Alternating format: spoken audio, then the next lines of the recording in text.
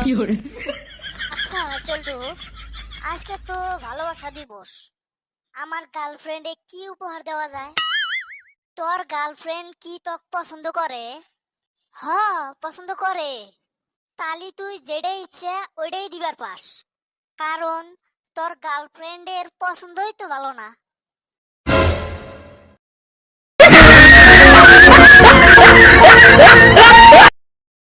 জানোস চল্টু, আজকে না পরীক্ষায় একটা আজব প্রশ্ন আইছিল রে।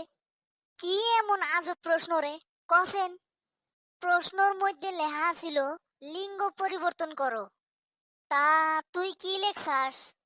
আমি সোজা লিখে দিয়েছি, আমাক 2 কোটি টাকা দিলেও আমি লিঙ্গ পরিবর্তন করবো না।